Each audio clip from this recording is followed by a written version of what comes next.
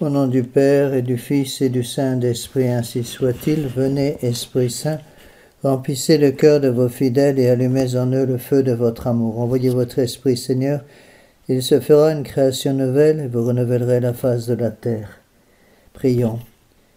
Ô Dieu qui avez déjà envoyé votre Esprit sur ce monde, donnez-nous par ce même Esprit de comprendre et d'aimer ce qui est bien, de jouir sans cesse de ces divines consolations, par le même Jésus-Christ notre Seigneur. Ainsi soit-il. Je vous salue Marie, pleine de grâce, le Seigneur est avec vous. Vous êtes bénie entre toutes les femmes, et Jésus, le fruit de vos entrailles, est béni.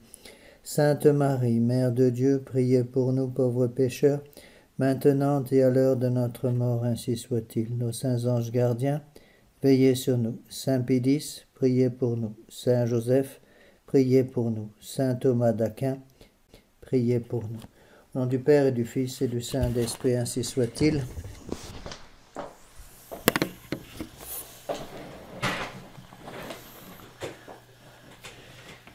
Eh bien, chers frères, mes bien chers amis, donc nous sommes toujours dans cette magnifique œuvre de Monseigneur Gaume, La Révolution, recherche historique sur l'origine et la propagation du mal en Europe depuis la Renaissance jusqu'à nos jours.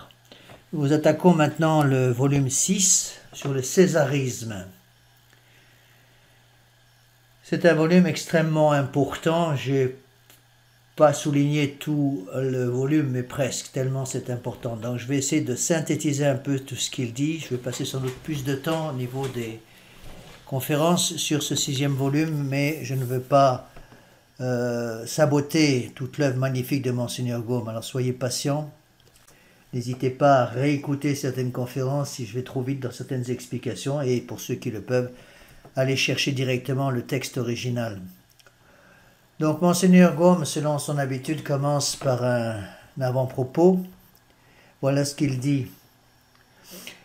Nous avons prouvé surabondamment que le voltairianisme ou la philosophie du XVIIIe siècle, en fait c'est ce qu'on appelle la philosophie des Lumières, a puissamment contribué à la Révolution française dans l'ordre religieux et dans l'ordre social. Rappelez-vous, dans l'ordre religieux, c'est surtout le travail de Voltaire, dans l'ordre social, ce sera surtout le travail de Rousseau. Deuxièmement, que même à parler exactement, le voltairianisme, c'est la révolution accomplie dans les esprits, en attendant qu'elle passât dans les faits. Rappelez-vous ce que j'ai déjà expliqué. Le poisson pourrit par la tête, si on met le poison dans les cervelles, le poison va passer dans la façon de vivre. Changer la façon de penser des gens, vous changerez leur façon de vivre. Et si vous ne vivez pas comme vous pensez, eh bien un jour vous penserez comme vous vivez. Troisièmement, le voltairianisme a constamment affirmé que les vraies lumières, la vraie liberté, la vraie civilisation ne se trouvaient qu'au sein des républiques de Sparte, d'Athènes et de Rome, et que le règne social du christianisme avait été une époque de barbarie, d'esclavage et de superstition, que cet âge de fer n'avait cessé en Europe qu'à partir de l'époque de la Renaissance. Donc avant la Renaissance, c'est le chaos total, selon les révolutionnaires.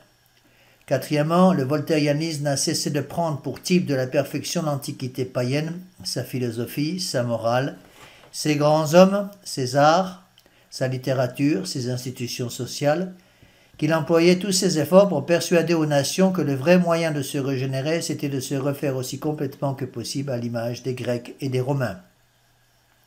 5e point. Le voltairianisme est sorti tout entier des collèges catholiques, et quant aux hommes et quant aux doctrines. Quant aux hommes, tous les voltairiens ont été élevés par le clergé séculier et régulier. Quant aux doctrines, toutes sans exception se trouvent littéralement dans les auteurs classiques et ne se trouvent que là. Rappelez-vous ce que Monseigneur Gaume a déjà expliqué plusieurs fois. Il n'attaque pas la valeur morale personnelle de ces membres du clergé. Il reconnaît, et c'est vrai, que la plupart de ces prêtres étaient des hommes qui, dans leur vie personnelle, dans leur vie de prêtre, avaient une vie spirituelle forte, suivaient l'esprit de pauvreté, l'esprit de chasteté, l'esprit d'obéissance, mais ils avaient été contaminés, sans doute à leur insu, contaminés déjà par cet amour désordonné qu'on leur avait mis dans la cervelle pour la philosophie de la Renaissance, c'est-à-dire la philosophie du paganisme de l'Antiquité. C'est ça le drame. Comme quoi la vie spirituelle ne fait pas tout. Il faut la vie spirituelle, mais il faut aussi que la doctrine corresponde à cette vie spirituelle.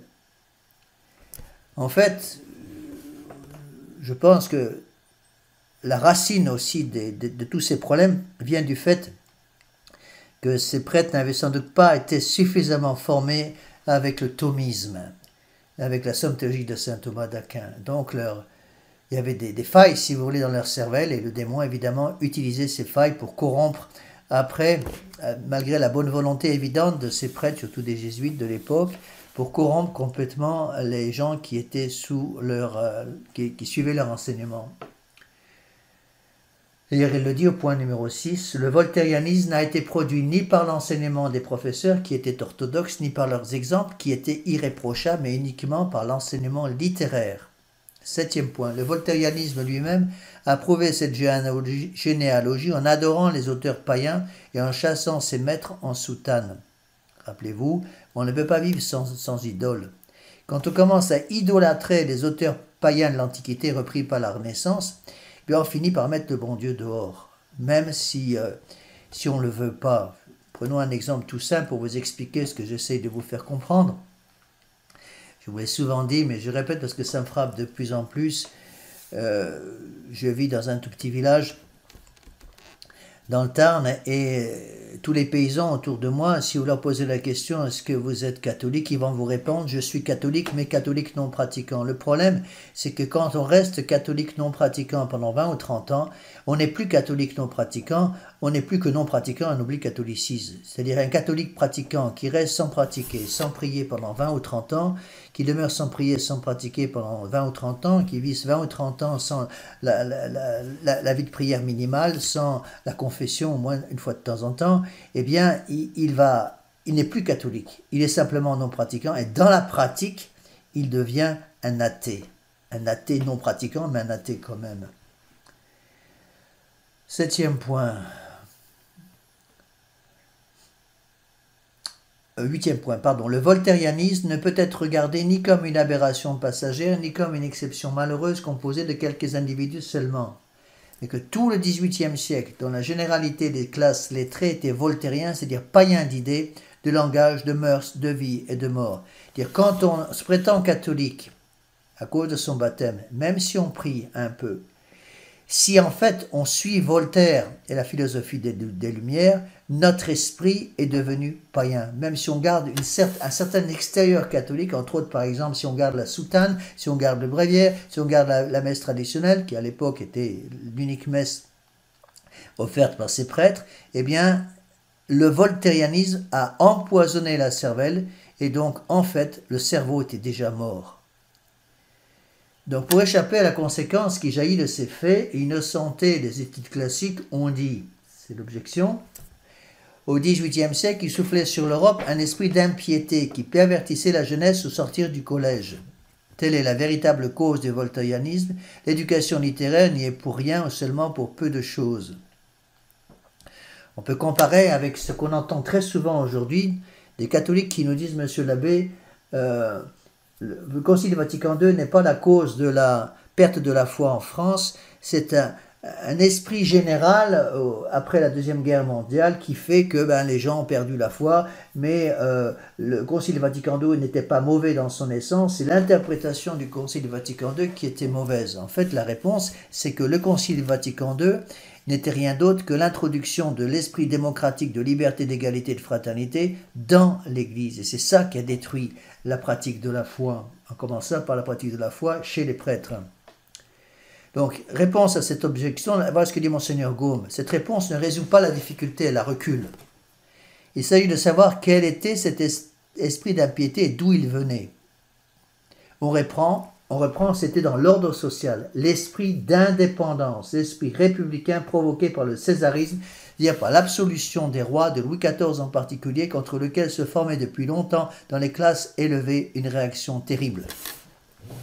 Donc Monseigneur Gaume va expliquer justement tout le rôle de Louis XIV et comment Louis XIV, par ses principes gallicans, c'est-à-dire le gallicanisme n'est rien d'autre c'est une hérésie, ou plus exactement un schisme.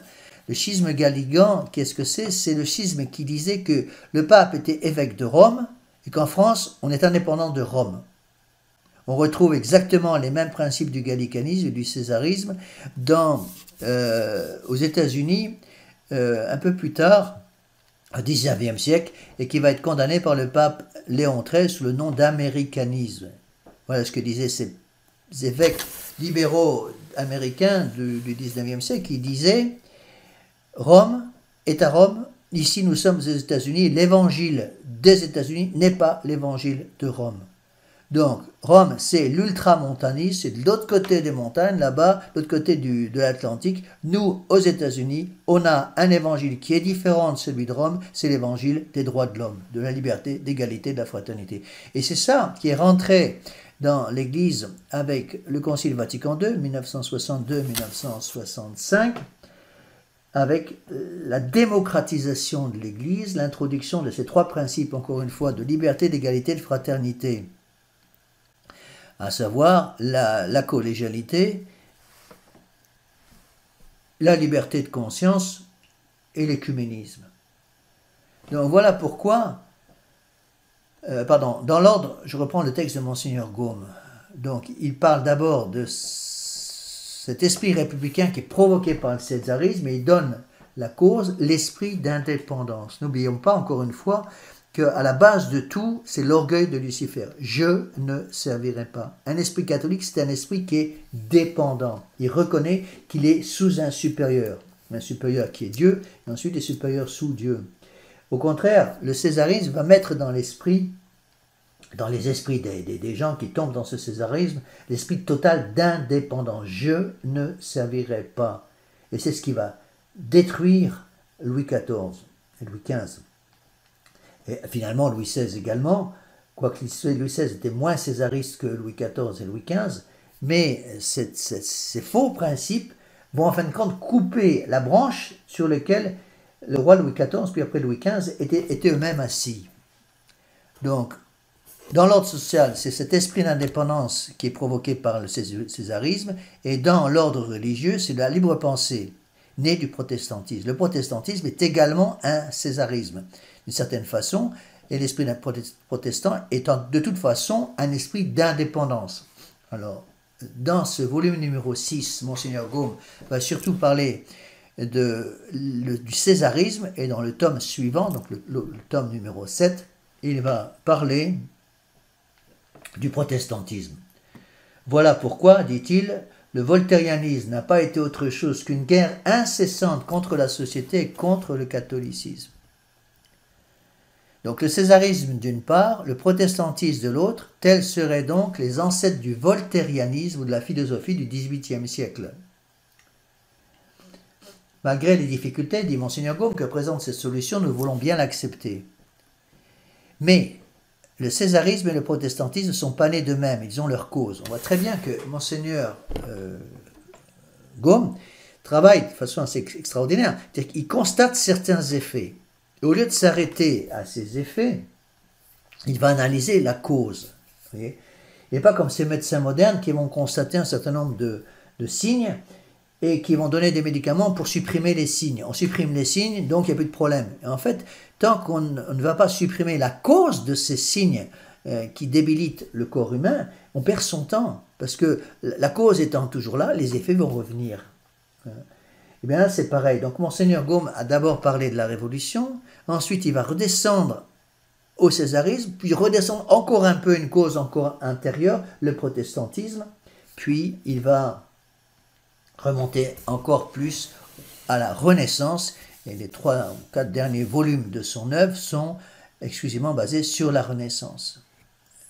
Donc le césarisme et le protestantisme ne sont pas nés d'eux-mêmes, ce n'est pas une génération spontanée, ils ont leur cause. C'est ça le problème, c'est que beaucoup de catholiques qui voient certaines difficultés, qui ont constaté certains excès, s'arrêtent au césarisme et au protestantisme. Ils ne comprennent pas que le césarisme et le protestantisme ne sont pas nés tout seuls, encore une fois, ils ont leur cause. Afin d'avancer d'un pas dans notre histoire généalogique du mal, il faut donc nous adresser au césarisme et au protestantisme et leur demander, comme nous l'avons fait pour Voltaire et la Révolution, de qui êtes-vous fils? Quelle est votre généalogie? La réponse du césarisme formera La présente livraison, celle du protestantisme, composera la livraison suivante. Donc, 7e volume. Dans les graves circonstances où se trouve l'Europe, en vue des éventualités peut-être plus graves de l'avenir, il nous semble difficile de traiter un sujet plus important en double point de vue de la religion de la société. L'avenir sera fils du présent, comme le présent est fils du passé. À moins de savoir d'où nous venons, il est impossible de savoir où nous allons. Ça veut dire quoi? Ça veut dire que il faut avoir le courage d'être logique avec soi-même. Si on pose des principes, il faut accepter les conséquences qui dépendent de ce qui découle de ce principe. Si on accepte des causes, on aura des effets. Si on allume un feu, il y aura de la fumée. Vous ne pouvez pas reconnaître qu'il y a une fumée sans en même temps reconnaître que cette fumée ne peut pas venir ex nihilo et qu'elle vient d'un feu qui préexiste à la fumée. Alors, Monseigneur Gaume va donc expliquer ce qu'est ce césarisme. Ça, c'est un passage très important, donc c'est le chapitre 1er, idée du césarisme.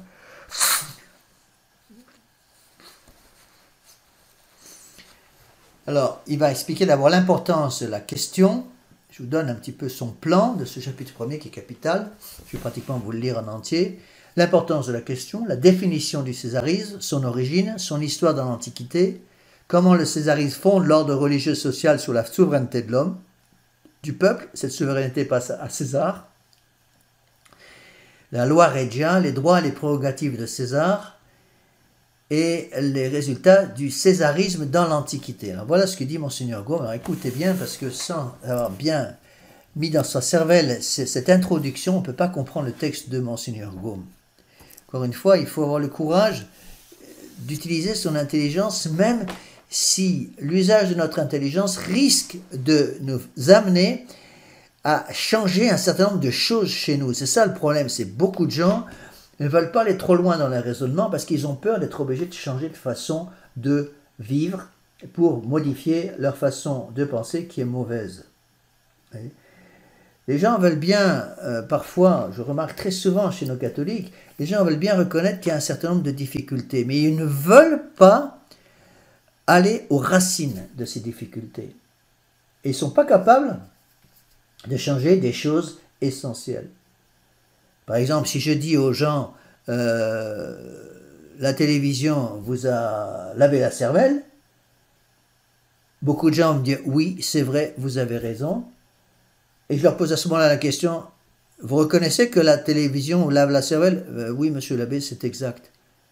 Question, excusez-moi, mais avez-vous la télévision chez vous? Ah ben oui, bien sûr.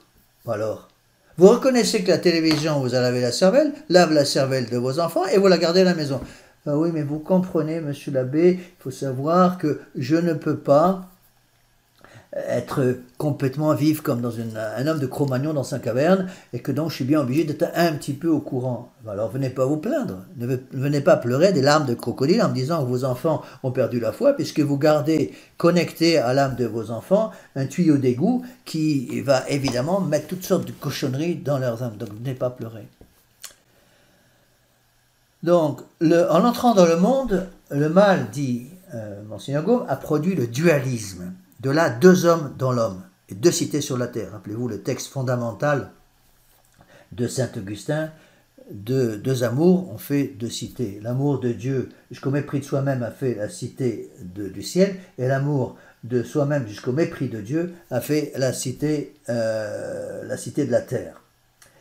Deux hommes dans l'homme, donc deux cités sur la terre. De là aussi deux philosophies, deux littératures aussi opposées entre elles que les deux esprits qui les inspirent, les principes d'où elles partent, les moyens qu'elles emploient et le but auquel elles tendent. De là, par une conséquence non moins absolue, deux politiques. La politique du bien et la politique du mal. La politique chrétienne et la politique païenne. C'est-à-dire où on fonde une société sur Dieu, une société théocentrique, où on fonde la société sur l'homme, une société humaniste, homocentrique. Et on ne peut pas dire, faire une espèce de trouver quelque chose qui se place juste au milieu. C'est ou Dieu ou l'homme, mais pas les deux à la fois. Parce que Dieu n'accepte pas de partager sa gloire avec l'homme. Je ne peux pas considérer, si vous voulez, que notre Seigneur Jésus-Christ est Dieu, et en même temps considérer que l'homme est également Dieu. Parce que si je dis que l'homme est Dieu, et c'est ça le césarisme, c'est ça le paganisme, si je dis que l'homme est Dieu, en suivant les principes de la Renaissance qui viennent de l'Antiquité païenne, si je dis que l'homme est Dieu, sans le vouloir, je suis obligé de mettre Dieu dehors. C'est ça que ne comprennent pas beaucoup de gens. Les gens vont dire, Monsieur l'abbé, j'ai rien contre le bon Dieu, je reconnais qu'il est Dieu, mais je donne la divinité aussi à l'homme. Mais c'est impossible, monsieur, parce que si vous faites ça, vous mettez Dieu dehors. Ah, mais je ne veux pas le mettre dehors. Mais vous le mettez dans la pratique. Parce que Dieu, encore une fois, ne partage pas sa gloire avec des faux dieux. Si vous dites, j'accepte le vrai Dieu et les faux dieux, et je donne au vrai Dieu et au faux Dieu le même pouvoir, si je donne au vrai et au faux le même pouvoir, dans la pratique, j'élimine le vrai. C'est Pilate qui dit, lequel des deux voulez-vous que je vous délivre, notre Seigneur Jésus-Christ ou Barabbas? À partir du moment où je donne les mêmes pouvoirs, le même poids à Barabbas et à notre Seigneur Jésus-Christ, je détruis la divinité de notre Seigneur Jésus-Christ ou je divinise Barabbas. Mais le résultat est le même. Soit en humanisant notre Seigneur Jésus-Christ, soit en divinisant Barabbas, parce qu'il y a deux possibilités. Soit je mets les deux au même niveau, c'est-à-dire je dis notre Seigneur Jésus-Christ est Dieu et Barabbas est aussi Dieu. Soit je dis Barabbas n'est qu'homme, mais Dieu est aussi n'est qu'un homme. Dans les deux cas, Dieu est obligé de quitter la maison. Et évidemment, s'en va. Et c'est ça que n'ont pas compris la plupart des gens qui souvent m'écoutent. Ils ont un mal fou à comprendre ces choses-là. Parce qu'ils veulent bien du bon Dieu, ils n'ont rien contre l'Église catholique, mais ils veulent donner les mêmes droits aux vrais et aux faux. Il faut comprendre que si je donne les mêmes droits aux vrais et aux faux, je place le faux au niveau du vrai. Donc, puisque le faux est placé au niveau du vrai, conséquence, conclusion logique qu'on ne peut pas éviter, si je donne les mêmes droits au vrai et au faux, donc il n'y a plus de vrai et de faux, tout est vrai. Et puisque tout est vrai, finalement rien n'est vrai, puisque le faux dit le contraire de ce que dit le vrai. Si je prétends que le faux est aussi bon que le vrai, ça veut dire que le vrai et le faux sont mauvais. C'est ça qu'il faut arriver à comprendre. Si je dis, je répète parce que c'est très important ce que vous mettiez ça dans votre cervelle. Si je dis le vrai et le faux sont égales, je donne plus exactement le même droit au vrai et au faux, soit je monte le faux au niveau du vrai, soit je descends le vrai au niveau du faux. Dans les deux cas, on obtient le même résultat. Dieu et Barabbas sont mis au même niveau et Dieu est obligé de s'en aller. Parce qu'encore une fois, il ne peut pas accepter et tolérer d'être mis au niveau des idoles fabriquées par les hommes. Donc, deux politiques, par une conséquence non moins absolue, deux politiques, la politique du bien et la politique du mal, la politique chrétienne et la politique païenne. Soit on suit ce que l'Église catholique a fait finalement jusqu'au Moyen-Âge et même après, jusqu'à la mort du pape Pie XII, l'Église a défendu cette politique chrétienne, soit je donne le pouvoir à l'homme qui remplace Dieu. Donc, il faut faire connaître cette politique chrétienne, cette politique païenne, c'est mettre devant les yeux des nations la vie et la mort, car c'est leur signaler les deux routes dont l'une conduit au bonheur et l'autre à l'abîme. Et ce qu'il faut bien comprendre, c'est qu'il n'y a pas de voie au milieu. Pour ceux qui ont fait les exercices de Saint Ignace, c'est la grande méditation des deux étendards. Soit je suis l'étendard de notre Seigneur Jésus-Christ, soit je suis l'étendard du monde. Je ne peux pas prendre une voie médiane entre les deux. Beaucoup de gens sont comme ça. La main gauche avec le monde, la main droite avec notre Seigneur Jésus-Christ. Et ils vont nous dire, la bouche en cœur, mais monsieur l'abbé, le dimanche, de 10h à midi, mais je vais à la messe traditionnelle, et même je vais à la messe traditionnelle non unacum. Je suis célibacantiste, monsieur l'abbé. Et puis je prie mon chapelet tous les jours, tous les soirs à 8h avec toute ma famille, à genoux devant la Sainte Vierge. Très bien. Mais c'est très beau d'être catholique le dimanche de 10h à midi et tous les soirs à 8h, 20h, en disant le chapelet devant la statue de la Sainte Vierge avec toute la famille. Mais avant 10h et après-midi, le dimanche, et pendant la journée, toute la semaine, comment est-ce que vous vivez? Monsieur l'abbé, vous comprenez, on vit dans un monde moderne, donc je suis bien obligé de suivre l'esprit du monde dans ma façon de m'habiller, ma vie sociale, ma vie familiale, en dehors de tout ça. Et encore un exemple, je m'excuse de me répéter, mais ça me semble fondamental, parce que là on touche le fond du problème, et c'est là-dessus qu'insiste tant Monseigneur Gaume. Je vois à quel point Monseigneur Gaume répète, parce qu'il savait très bien qu'en son temps, il écrit en 1856, les gens ne comprenaient pas ça. Aujourd'hui, c'est encore pire. Il faut absolument faire quelque chose. On ne peut pas continuer comme ça, expliquer des choses aux gens qui ne veulent pas mettre dans la pratique de la vie de tous les jours leurs convictions. Il faut la douceur, la force, mais il faut aussi les convictions. Sinon, il y a quelque chose qui manque. Autre exemple que je peux donner, des gens qui me disent, Monsieur l'abbé, enfin ils ne me le disent pas, mais je l'apprends souvent pour les enfants du catéchisme, Monsieur l'abbé, nous allons passer en famille nos vacances, tout le mois de juillet ou tout le mois d'août, sur les plages de la Côte d'Azur, avec nos enfants. Et ils ont des adolescents à la maison, ou des petits à la maison. Et quand j'essaie de leur faire comprendre, mais qu'est-ce que vous allez faire en tant que catholique sur les plages de la Côte d'Azur, sauf si vous y allez de minuit à 4 heures du matin. Ah ben non, monsieur l'abbé, on va bronzer un peu, donc on y va dans la journée. Mais qu'est-ce que vous allez faire des gens qui sont autour de vous? Vous allez construire une espèce de palissade autour de des 3 mètres carrés sur le sable que vous avez choisi pour votre famille, pour vous protéger vos enfants? Qu'est-ce que vous allez faire? Ah, monsieur l'abbé, on ne peut pas vivre comme ça. Oui, donc vous allez voir un petit peu ce qui se passe autour de vous. Ben oui, monsieur l'abbé. Vous avez au moins un œil qui fonctionne normalement? Oui, monsieur l'abbé, j'ai même 2 yeux qui fonctionnent normalement. Et vos enfants, c'est pareil? Mes enfants, c'est pareil. Alors vous allez perdre vos enfants. Vous allez perdre vos enfants parce que vos enfants, surtout vos adolescents, vont voir ces nudités partout sur la plage.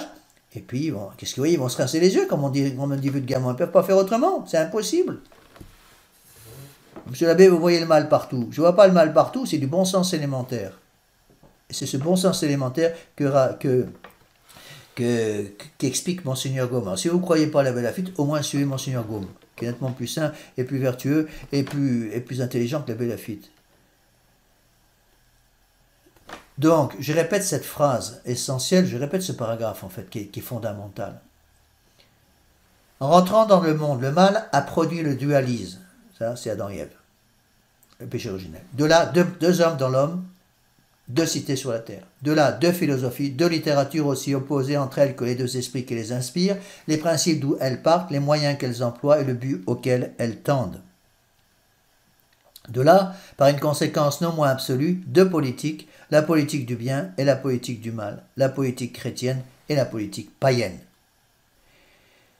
Les faire connaître l'une et l'autre, c'est mettre devant les yeux des nations la vie et la mort, les faire connaître l'une et l'autre, c'est mettre devant les yeux des nations la vie et la mort, car c'est leur signaler les 2 routes dont l'une conduit au bonheur et l'autre à l'abîme. Rappelez-vous ce que dit notre Seigneur. Nul ne peut adorer, servir 2 maîtres à la fois. Celui qui n'est pas avec moi, il disperse. Celui qui n'est pas avec moi, il dissipe. Pour réussir à ce que j'essaie de faire, dit Monseigneur Gaume, le moyen tout à la fois le plus sûr et le plus conforme au plan de notre ouvrage est de tracer à grands traits l'histoire de ces 2 politiques et de leurs résultats généraux dans le monde aux diverses époques de leur règne. Commençons par la politique païenne que nous appelons le césarisme.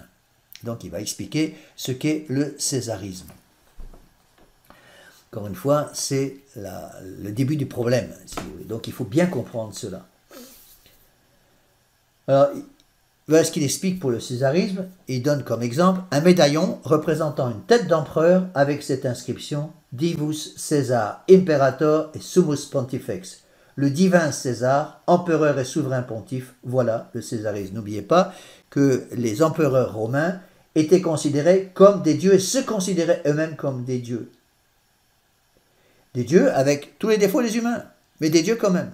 Et donc, le peuple à Rome était obligé d'adorer l'empereur. Et ceux qui refusaient d'adorer un empereur, donc les catholiques, étaient envoyés au lion parce que justement ils refusaient ce césarisme. Et lorsque les gens, ça arrive souvent, me disent, mais monsieur l'abbé, vous demandez trop, vous êtes trop exigeant, vous comprenez, si on suivait vos principes, d'ailleurs ce ne sont pas mes principes mais les principes de l'Église, une parenthèse, si on suit vos principes, monsieur l'abbé, la vie va devenir impossible. Réponse, comment croyez-vous que les catholiques ont vécu en pleine persécution? Il y a eu quand même 10 persécutions de 67, Néron, jusqu'à la dernière, Dioclétien, en 312-313. Comment vivaient les catholiques? Eh bien, lorsqu'ils étaient pris, ça arrivait régulièrement, parce qu'il y a eu 14 millions de martyrs. Qu'est-ce qu'on faisait? On les mettait devant la statue d'un faux dieu, Vénus, Mercure, ou tout simplement la statue d'un empereur romain.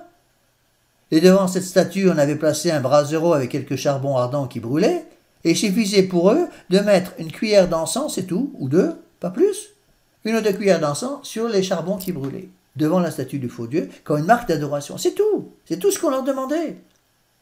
Et s'ils le faisaient, ils étaient couverts d'or. S'ils refusaient, eh bien, ils étaient envoyés au lion. Voilà. Qu'est-ce qu'a fait l'Église à l'époque? L'Église a toujours refusé cette adoration. Heureusement, on n'était pas sous Bergoglio, parce que Bergoglio aurait dit pas de problème, tout le monde est beau, tout le monde est gentil, vous pouvez faire ça. Non. Et les papes ont été tous les premiers à souffrir le martyre. Pratiquement tous les premiers papes de ces époques-là sont tous martyrs et canonisés par l'Église. Donc, reprenons la définition donnée par Monseigneur Gaume. Le césarisme est donc la réunion de la souveraineté temporelle et de la souveraineté spirituelle dans la main de l'homme. L'homme s'appelle peuple, sénat, empereur ou roi. En droit, c'est la doctrine qui prétend fonder un ordre des choses sur cette base. Donc, l'homme devient roi et Dieu tout ensemble. Où l'homme donne à son chef, ici l'empereur par exemple, ou le roi, les pouvoirs de Dieu tout en restant homme. Dans ce système, explique Monseigneur Gaume, l'homme social, émancipé de la tutelle des lois divines, c'est-à-dire émancipé de la loi des 10 commandements de Dieu, des droits de Dieu, donc l'homme social émancipé de la tutelle des lois divines règne sans contrôle sur les âmes et sur les corps. Sa raison est la règle du vrai, sa volonté est la source du droit. Le but suprême de sa politique, c'est le bien-être matériel sans rapport avec le bien-être moral. Rappelez-vous ce que demandaient les Romains à leurs empereurs, du pain et des jeux. Rappelez-vous aussi ce que disait Louis XIV, on y reviendra plus tard, l'État c'est moi. Les destinées futures de l'humanité n'entrent pour rien dans ces calculs. Pour le césarisme, la religion n'est qu'un instrument de règne. C'est un instrument qu'on utilise au profit du roi. Elle est dans sa main et il la régit, comme toute autre branche d'administration, par des prêtres, ses fonctionnaires et ses agents. Donc le pape devient l'instrument du roi. Le pape devient l'instrument de l'empereur. Tant que son intérêt le demande, dans la limite où il le demande, le césarisme fait respecter la religion, sinon il abandonne et même la persécute. Dès qu'elles assurent la sécurité de la jouissance, en maintenant le peuple dans le devoir, toutes les religions, si contradictoires qu'elles soient bonnes à ses yeux, il les protège toutes sans croire à aucune. Rappelez-vous Vatican II, qui va jusqu'à dire qu'il y a des valeurs de salut dans toutes les religions. Eh bien non, je suis désolé, il n'y a pas de valeur de salut dans toutes les religions, parce qu'il n'y a qu'un seul Dieu, qu'une seule Église. Et hors de l'Église catholique, il ne peut pas y avoir de salut. Monsieur l'abbé, vous exagérez, il ne faut pas dire ça. Enfin, regardez par exemple, là, dans le bouddhisme, il y a des choses magnifiques, l'amour des animaux, l'amour de la justice, l'amour de la paix, la tranquillité dans laquelle vivent ces gens-là. Mais ils adorent des faux dieux, c'est ça qu'il faut voir. Et Dieu ne tolère pas l'adoration d'un faux Dieu. Voilà ce qu'il a dit. Qu'est-ce qu'il a dit notre Seigneur Jésus-Christ? Quelle est la réponse qu'il faut donner à toutes ces objections qu'on entend tout le temps, même de la part des catholiques? Notre Seigneur Jésus-Christ envoie ses apôtres baptiser et prêcher. Prêcher et baptiser. Et qu'est-ce qu'il va leur dire? Allez, baptiser, prêcher et baptiser. Celui qui croit sera baptisé, sera sauvé. Celui qui ne croit pas sera condamné. Oh, monsieur l'abbé, mais vous comprenez, c'est un peu exagéré. Notre Seigneur Jésus-Christ devait être un peu en colère quand il a dit ça. Et puis, depuis, il y a eu Vatican II. Mais notre Seigneur Jésus-Christ ne change pas. Son enseignement est toujours le même. Donc, voyons maintenant un petit peu ce que donne ce césarisme dans l'ordre social. Donc dans l'ordre social, explique Monseigneur Gaume, c'est la même suprématie. Tout vient de l'homme, tout retourne à l'homme. C'est lui qui, au moyen d'un contrat dressé par lui, signé de lui, fonde les sociétés. Le pouvoir, il le crée et le délègue avec droit de le reprendre. La liberté, il la mesure à chacun. La propriété, il la fait. La famille, il la constitue. L'éducation, il la donne. La fortune, il la gouverne. Rien n'échappe à sa souveraineté. Ouvrez vos yeux, regardez ce qui se passe dans la République française actuelle. Bon, ils veulent maintenant sortir les enfants de l'influence des parents dès l'âge de 3 ans. Les mettre à l'école obligatoire dès 3 ans. Pourquoi? Pour être sûr que les parents ne peuvent pas mettre dans l'âme des enfants des principes qui sont en opposition avec les principes de la Révolution, de la République laïque, à savoir liberté, égalité, fraternité.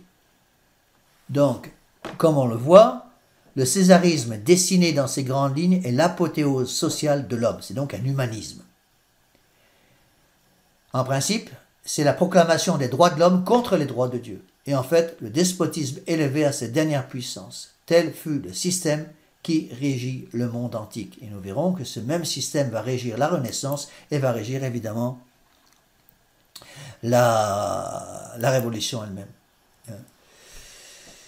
Pour bien comprendre ces textes-là de Monseigneur Gaume, qui sont absolument fondamentaux, revenez toujours au principe. Quel est le premier acte de désobéissance dans la création du bon Dieu? C'est la désobéissance de Lucifer. N'oubliez pas que Lucifer n'était pas n'importe qui. C'était le plus bel ange du ciel, celui qui portait la lumière. Lux ferre. Lux c'est lumière, ferre c'est celui qui porte, le verbe porter. Ferre, tuli, latum, la terre. Donc, ferre, lux, celui qui porte la lumière. Lucifer.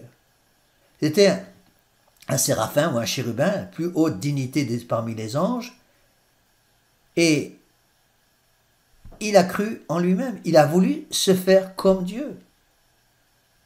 Les résultats, c'est qu'il a sorti son cri de guerre qui va être repris après par tous les révolutionnaires pendant toute l'histoire de l'humanité. Je ne servirai pas. Ça lui a coûté assez cher. Le bon Dieu n'a pas accepté de discuter avec lui, il n'a pas convoqué le syndicat des anges pour essayer de trouver une solution, il l'a mis dehors. Et tous ceux qui l'ont suivi, savoir un tiers des anges, donc plusieurs milliards d'entre eux, un tiers des anges a été mis dehors. Quid ut Deus est, a dit Saint Michel en le mettant dehors. Qui est comme Dieu? Le crime de Lucifer, c'est de s'être cru, c'est de donner le pouvoir de devenir Dieu, la divinisation de l'ange. Et donc ils ont tout perdu. Et Dieu a été obligé de créer l'enfer à ce moment-là. Et on peut même aller plus loin que ça. Dieu a été obligé de créer l'homme pour que les hommes qui meurent en état de grâce puissent, dans la miséricorde, par un acte de miséricorde incroyable du bon Dieu, puissent occuper les sièges qui ont été laissés libres par la chute des mauvais anges. Et donc la fin du monde arrivera le jour où le dernier siège sera occupé par le dernier homme qui meurt en état de grâce. C'est la thèse de Saint Bonaventure qui est très belle. Alors, il faut remonter donc à Lucifer. Lucifer résume tout, je ne servirai pas. Qu'est-ce que dit la Révolution? Je ne servirai pas. Qu'est-ce que dit l'Antiquité païenne? Je ne servirai pas. Qu'est-ce que dit la Renaissance, l'humanisme, le rationalisme du XIVe, XVe, XVIe, XVIIe siècle? Je ne servirai pas. Qu'est-ce que dit Martin Luther? Je ne servirai pas. Qu'est-ce que disent les francs-maçons? Je ne servirai pas. Qu'est-ce que dit Vatican II? Je ne servirai pas. Qu'est-ce que dit Bergoglio? Je ne servirai pas. Donc il faut remonter à ce qu'a fait immédiatement Lucifer. Lucifer a été malade de jalousie, ivre de jalousie, de voir qu'il avait tout perdu et que des hommes, donc avec une nature inférieure à la sienne, puisque n'oubliez pas que Lucifer avait une nature angélique et qui gardait sa nature angélique, même en enfer, il est toujours un ange, hein, et donc il comprend toujours les choses par intuition, bien plus rapidement que nous qui ne comprenons les choses que par abstraction à partir du sensible extérieur, des choses extérieures.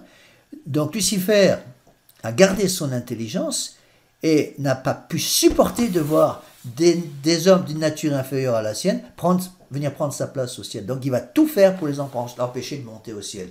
Les empêcher de monter au ciel. Et qu'est-ce qu'il fait?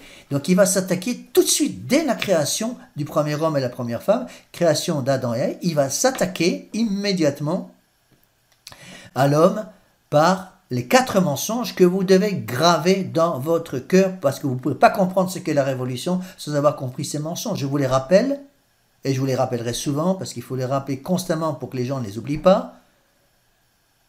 Vos yeux s'ouvriront, vous ne mourrez pas, vous deviendrez comme des dieux et vous déciderez ce qui est bien et ce qui est mal. C'est exactement ça qu'est le césarisme, conséquence directe de l'orgueil de l'homme.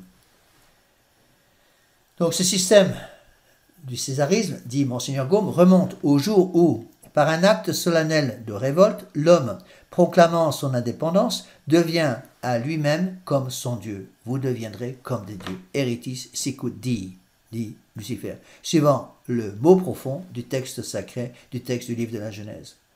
Au lieu de se gouverner et de gouverner les créatures d'après les volontés divines, donc l'homme gouvernera toutes choses suivant ses volontés arbitraires. L'état social fondé sur cette révolte audacieuse en fut le châtiment. Jamais esclavage pareil ne pesa sur le monde. Le résultat, c'est l'enfer.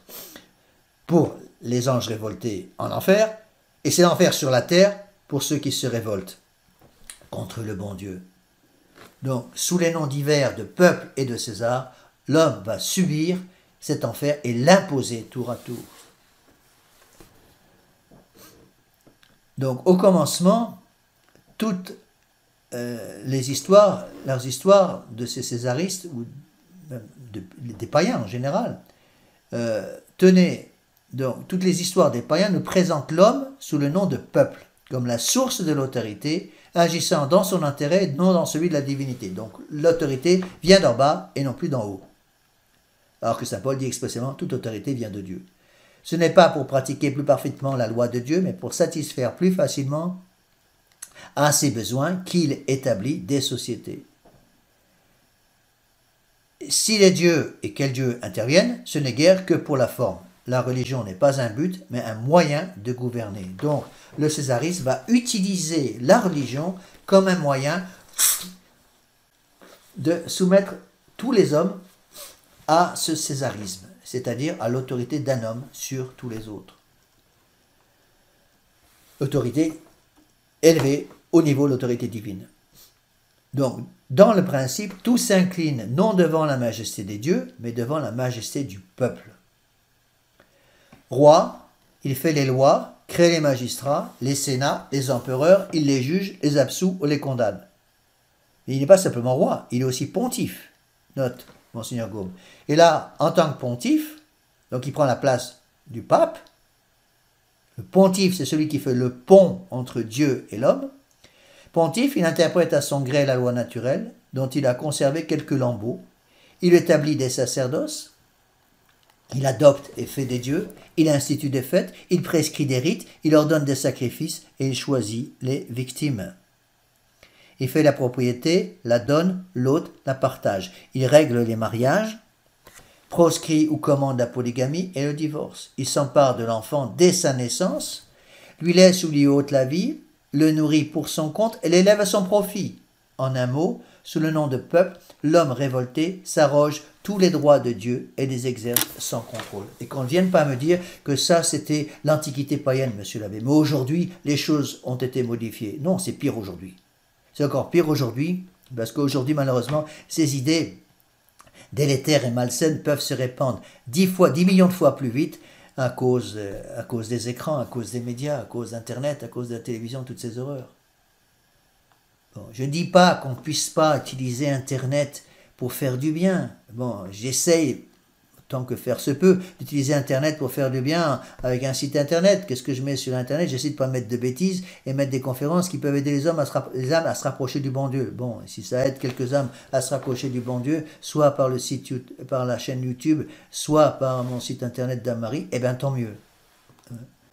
Mais il faut comprendre absolument ce qui se passe et comment ça travaille. Donc, là, le césarisme, c'est le transfert de Dieu, d'autorité divine, sur l'homme. C'est-à-dire l'homme prend, dans le sens que l'homme prend sur lui-même, en lui-même, les droits exclusifs de Dieu sur les créatures. Donc, le césarisme commence par un panthéisme, c'est-à-dire qu'il va donner à la créature les mêmes pouvoirs qu'au créateur, et ce panthéisme va amener l'homme au niveau de Dieu, évidemment, puisque le panthéisme détruit la différence entre le créateur et la créature, et logiquement, le panthéisme amène à l'athéisme le plus total, j'ai déjà expliqué, c'est-à-dire l'homme qui devient Dieu supprime le véritable Dieu parce qu'il prend la place de Dieu et ne supporte pas de devoir partager son pouvoir humano-divin avec un vrai Dieu. De même que Dieu ne peut pas supporter de partager sa gloire avec un faux Dieu, de même l'homme qui devient Dieu ne peut pas supporter de partager l'honneur qui est le sien maintenant avec un véritable Dieu. Donc tel est, tant qu'elle restait république, le joug de fer qui pesa sur ces cités fameuses qu'une éducation mensongère nous représente depuis 4 siècles comme le type de la perfection sociale et le paradis de la liberté. Donc le peuple romain, maître de tous les peuples, devient par excellence le peuple roi, qui lui-même se personnifie bientôt dans un homme appelé le divin César. L'homme devient Dieu et considère, plus exactement ici, dans le monde romain, il va considérer l'empereur comme devenant Dieu. Et donc il va attribuer à l'empereur qui est devenu Dieu les pouvoirs divins. Et donc l'empereur devant Dieu aura le droit de déclarer ce qui est bien et ce qui est mal. L'homme devant Dieu l'homme devenu Dieu prend sur lui le pouvoir de déclarer ce qui est bien, ce qui est mal. Donc on élimine les droits de Dieu en remplaçant par les droits de l'empereur. L'empereur devient Dieu. Il est roi, il est pontife, il est Dieu à la fois.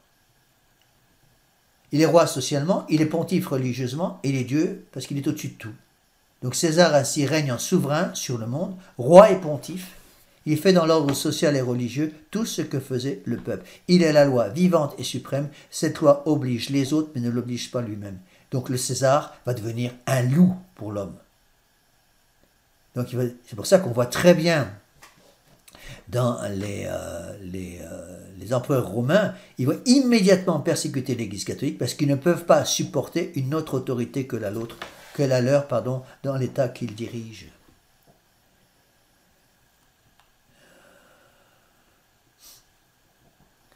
Donc les Césars païens, dit l'auteur de l'histoire universelle de l'Église, c'est une note de Monseigneur Gaume, là je pense qu'il parle de l'abbé Rorbacher qui a écrit l'histoire universelle de l'Église. Les Césars païens étaient à la fois Dieu, souverain, pontife et empereur. Ainsi Pline condamne au dernier supplice les chrétiens de Bithynie parce qu'ils refusaient de sacrifier à l'image de Trajan. Adrien fait un dieu de son compagnon de débauche. Antonin et Marc Aurèle ont pour femmes des vraies prostituées. Au lieu de mépriser leur libertinage, ils récompensent leurs complices. Mortes, ils en font les déesses tutélaires des époux, leur consacrent des temples et des pontifes et obligent les jeunes mariés à leur offrir des sacrifices. Les Césars païens étaient encore la loi vivante et suprême, dit l'abbé Rorbacher. Le bon plaisir de ces Césars païens avait force de loi. Cette loi obligeait les autres, mais ne les obligeait pas eux-mêmes. Maîtres du droit, plutôt, étant eux-mêmes le droit principal, ils étaient maîtres de tout, de la propriété comme du reste. Rien n'était à autrui que sous leur bon plaisir. Nulle place à l'indépendance d'aucun roi, d'aucun peuple. On en voit un échantillon dans l'empereur Caligula. L'idée païenne du César païen se réalise tout entière dans sa personne. Lui-même se déclare Dieu, se consacra à un temple, se consacra à des pontifes et des sacrifices. Sa sœur Drusille, avec laquelle il avait commis plus d'un inceste, étant morte, il en fit une déesse et jurait publiquement par sa divinité. Et quand il lui en prenait envie, il envoyait dire à tel ou tel sénateur qu'il se garda de toucher à sa femme, attendu que l'empereur daignait la prendre pour la sienne. Voilà où on en arrive. Alors, je continue avec le texte de Monseigneur Gaume. Un ordre de choses, donc, s'établit sur le dogme de l'omnipotence et de la divinité de César. Alors, tandis que les anciens légistes disaient « toute volonté du peuple est loi », les juristes impériaux disent « toute volonté de César est loi ». Cet axiome devenu si fameux est la base légale du césarisme. Donc je répète cet axiome, toute volonté de César est loi, parce que César est devenu Dieu, donc toute volonté de César devient volonté divine. Ce ne sont plus les droits de Dieu qu'il faut suivre, mais les droits de César devenu Dieu. Donc cet axiome proclame l'apothéose de l'homme, principe fondamental auquel il faut toujours remonter si on veut se faire une idée juste de l'histoire religieuse et sociale de l'Antiquité païenne, aussi bien que de l'époque moderne amenée par la Révolution à proclamer le même dogme. Encore une fois, les mêmes causes provoquent toujours les mêmes conséquences, les mêmes effets. Rappelez-vous le principe de causalité, pas d'effet sans cause.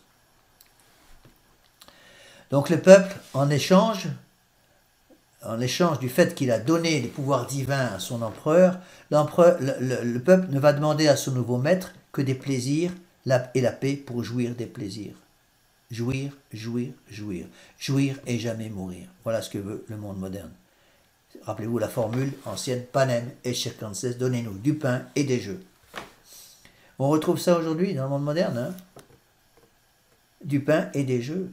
Il faut que tout devienne ludique, y compris l'enseignement. Regardez ce qui se passe dans les écoles maintenant modernes, les écoles publiques surtout. Il faut que tout devienne ludique. On ne peut plus apprendre, il ne faut plus apprendre par cœur, il ne faut plus se former à l'ancienne, il faut au contraire se former de façon moderne, donnez-nous du pain et des jeux. Et cette translation de l'omnipotence religieuse et sociale se fit par la loi Regia, qu'on va expliquer maintenant, si célèbre dans l'histoire du droit romain. La loi Regia, c'est le roi qui devient Dieu. En vertu de cette loi, la loi Regia, R-E-G-I-A, César succède à tous les droits du Sénat et du peuple.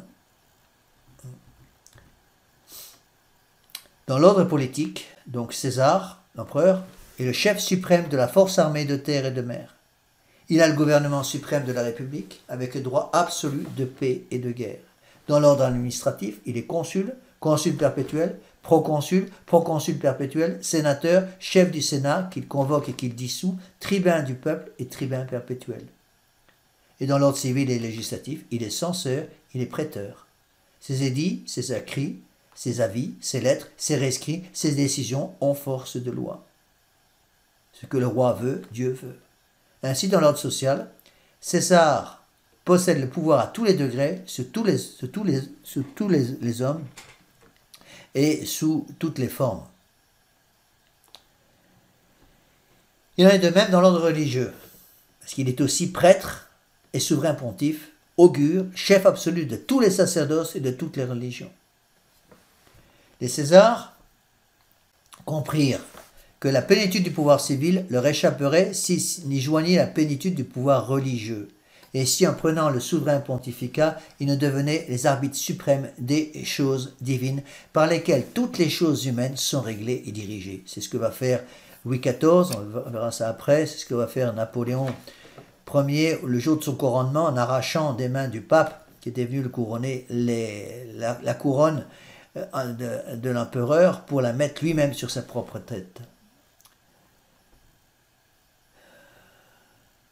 Donc, ainsi, pour mettre l'humanité tout entière sous sa main, sous leur main, donc c'est César, ne se contente ni de l'Augura, ni du Quindecimvira, les deux plus grands sacerdoces de Rome, mais à l'exemple d'Auguste, ils prennent le souverain pontificat. En vertu de cette dignité, ils commandent à tous les pontifes et à tous les sacerdoces. Ils décident souverainement de la religion, des cérémonies, des rites et du culte des dieux. Ils interprètent le droit religieux dans tout ce qu'il a d'obscur et leur interprétation à force de loi. Et c'est exactement ce qui se passe aujourd'hui, mes bien chers frères. Venez pas me dire, ah mais quand même, monsieur l'abbé, vous n'avez pas le droit de dire ça sur monsieur Macron, c'est pas pareil. Mais c'est exactement la même chose. Dans la pratique, monsieur Macron considère que la loi de Dieu n'a aucune importance en France et que la loi de la République est bien plus importante que la loi de Dieu. Et que donc la fondation de toute la politique française ne sera pas la déclaration des droits de Dieu, mais la déclaration des droits de l'homme. L'homme a pris la place de Dieu. Et il se donne le pouvoir donc de supprimer allègrement, de laisser couper en morceaux dans le sein de leur mère 250 000 enfants en France, qui ont le malheur de venir sans être voulus peut-être d'une certaine façon par leur mère, par leur géniteur, et il veut maintenant prendre les enfants, encore une fois, dès l'âge de 3 ans, du sein de la famille, pour pouvoir en faire des bons petits républicains. Donc, c'est très important de comprendre ces choses-là.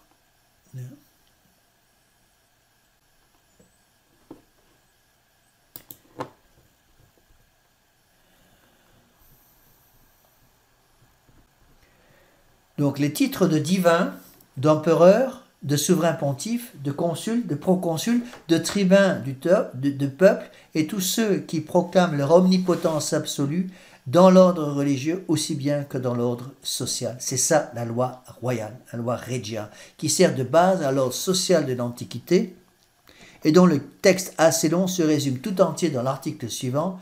Tout ce qui, d'après l'usage de la République, lui paraîtra conforme à la majesté des choses divines, humaines, publiques ou privées, que César ait le droit et le pouvoir de le faire. Macron signerait ce texte. C'est absolument évident. Et dans la pratique, Bergoglio l'a aussi signé en se coupant de ce que l'Église catholique a fait pendant 20 siècles. Une autre façon de résumer cette fameuse loi Regia qui sert de base à l'ordre social et dans l'Antiquité est la suivante. Ici, Monseigneur Gaume cite un juriste dans son histoire de la jurisprudence romaine, il s'appelait Terrasson. Voilà comment il définit, il résume la loi Regia. Toute la puissance religieuse, politique, législative, en un mot, l'omnipotence en toutes choses et sur toutes choses dont ils jouissent, le peuple et le Sénat la transfèrent à César, et lorsque la République devient empire. Cela se fit en vertu de la loi Regia.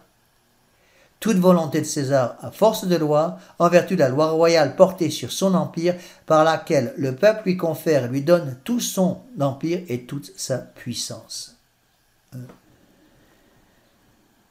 Donc l'abrutissement des âmes, évidemment, l'aplatissement des caractères, la dégradation universelle, des révolutions sans cesse renaissantes, les cruautés, les débauches les plus monstrueuses furent les résultats d'un système politique qui, faisant un dieu de Néron, de Caligula, de Domitien, transformait leurs caprices en lois religieuses et sociales obligatoires dans tout l'Empire. Ouvrez vos yeux, voyez ce qui se passe aujourd'hui avec la Pizzagate aux États-Unis, avec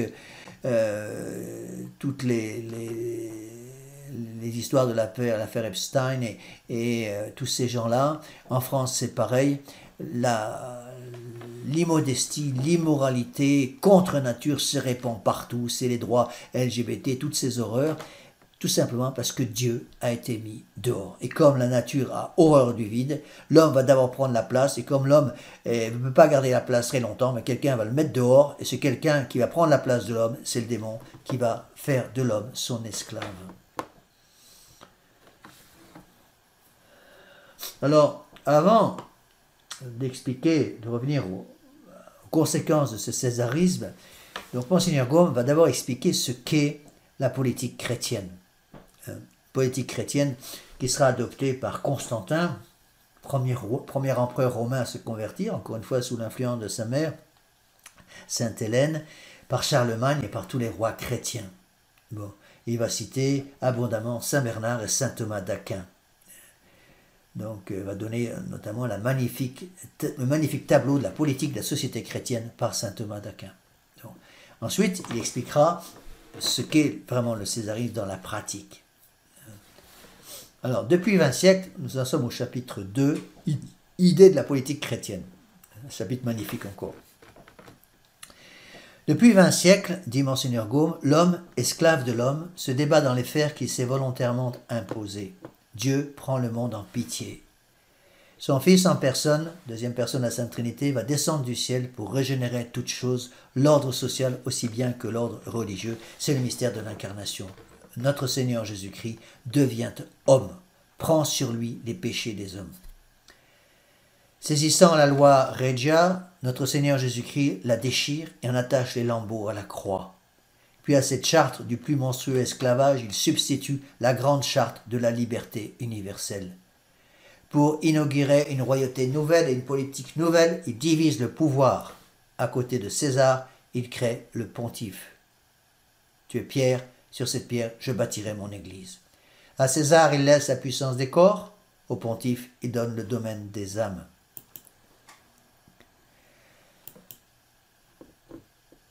Donc je vous rappelle, pour que vous compreniez bien cela, que notre Seigneur Jésus-Christ et l'Église catholique considèrent qu'il y a deux sociétés parfaites, c'est-à-dire deux sociétés capables d'atteindre leur but par elles-mêmes. Ces deux sociétés parfaites sont l'État et l'Église. Donc l'Église est société parfaite dans son domaine, l'État est société parfaite dans son domaine. Donc l'Église est société parfaite sur les âmes, l'État est société parfaite sur les corps. Mais sous le contrôle de l'Église, parce que l'Église est à l'âme ce que l'État est au corps. De même que l'État, que l'âme contrôle le corps, parce qu'il est la forme de ce corps, de la même façon, l'Église va contrôler l'État dans tous les domaines dans lesquels l'Église a quelque chose à dire. L'Église n'a pas quelque chose à dire dans tout le domaine politique. Il y a un domaine politique qui est complètement indépendant de l'Église, c'est absolument évident. Par exemple, l'Église n'a rien à dire sur, je ne sais pas, la construction d'un pont à tel endroit ou à tel autre endroit de la ville pour passer la rivière. Bon, ce n'est pas du tout le travail de l'Église de répondre à cette question. L'État doit à ce moment-là demander à des gens du métier, des ingénieurs, de décider à quel endroit il vaut mieux placer ce pont. L'Église n'a absolument rien à dire. Mais sur tous les domaines mixtes, comme par exemple l'école, les hôpitaux, l'enseignement en général, l'Église a quelque chose à dire, bien entendu. Donc comme l'âme et le corps, la société spirituelle et la société temporelle, unies sans se confondre, marcheront d'un pas assuré dans la voie de leur perfection. La liberté humaine est sauvée, car le despotisme césarien est rendu pour jamais impossible. Dans la politique chrétienne, dit Monseigneur Gaume, le pouvoir, au lieu de monter de la terre, descend du ciel. Ministre de Dieu et non mandataire du peuple, César cesse d'être autonome pour devenir le premier sujet des lois divines.